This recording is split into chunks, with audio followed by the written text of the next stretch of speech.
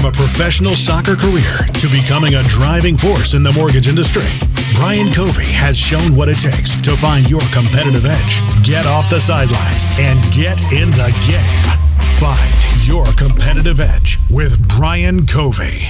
Okay, so this week's episode was not only one of my close friends that I look at text threads when they come in, or when this guy calls, I'm like, hey, I'm picking this up. Let me move things around to make things happen.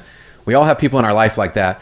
What's most special this week is we broke down the process and some of the details of how has Ken built this community while running an EXP team. And he just became a papa this week. And how he took his experience of being a pastor and turned that in. And God was uniquely preparing him and equipping him all along the way, going through the late nights, the long weekends, all the things that we know many of us have experienced.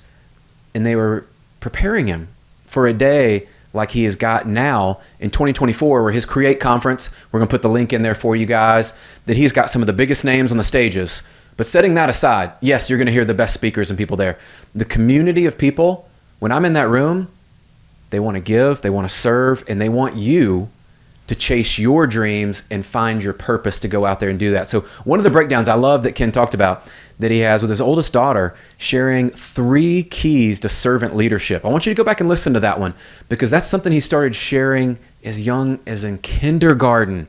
So the other day I had a story I got to share, because our youngest, Henry, came home and we tell him every day, hey, Henry, are you being a blessing? Henry, who can you serve in school?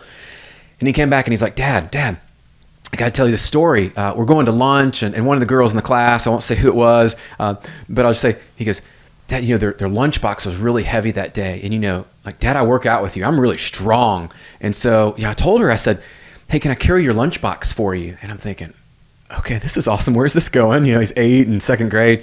He's like, Dad, I took it over there. And she sat down, and I took it over there, and I smiled and said, here you go, and set it down. And the joy on his face, because he was serving somebody with talents and things that he could do. And guys, this isn't out of the realm of things you could do every day. He saw a need. He said, hey, can I help you with that? And he went and served. And I share that story with you because in your life each day, there are things like that. Opening a door for somebody, sending a kind note, sending things to people that really matter and you care about in your life. When's the last time you found somebody on your team that maybe was troubled or had a burden or some project that they needed help?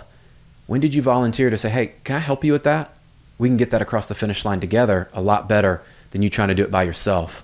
You see, in leadership, a lot of times we think it's about just setting the example. And while that matters, and going first, that matters. Taking that burden off, just like Jesus does for us. We talked about faith today.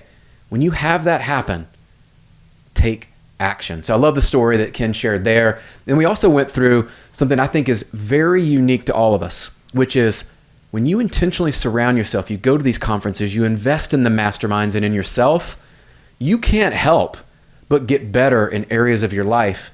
And I would tell you from personal experience, it's usually in the areas you already know you need to get better. But sometimes, and I'll tell you this happened to me, there's areas that I wasn't even aware of. I was playing too small.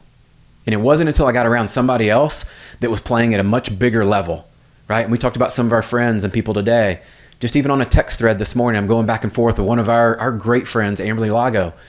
And what she was just able to do on Ed My Let's podcast and her book launch and her conference coming up and all this stuff, I'm going, man, you're playing so big. And she's like, I'm not even playing big yet.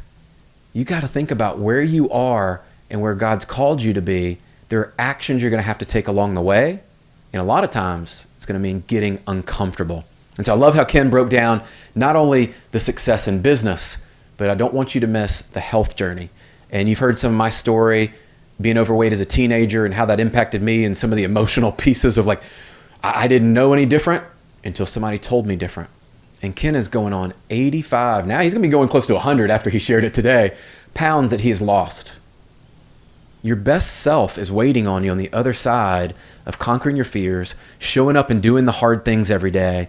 And one of the lessons I took from Ken several years ago was the incremental, not monumental belief system. And each of us, look, it's in February. We have these monumental goals. I'm thinking about, man, we want to do this, we want to do that. They're huge.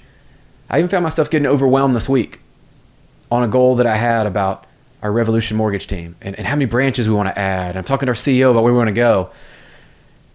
And I started breaking it down into simple concepts like, Brian, you need to contact 5 people a day. And the stress went down immediately of, okay, 5 people, I can contact 5 people a day. I can do that versus trying to hire this massive number or grow to this massive number. In your life, you need to get detailed and create processes, as Ken talked about with his planner. Those are tactics you can implement today. This is one of my favorite episodes because I'm actually implementing things that Ken shared with you guys. And so it was a blessing for me to get to share not only my good friend Ken, because you're going to love him and his story, but also you're going to leave with things you can implement today that are holding you back from playing at your best. And I believe this. You should show up. You should compete every day. Your best self is waiting on you on the other side, and who you're becoming, it's just about you making one decision each day in the incremental, not monumental. So I hope you guys enjoyed this episode.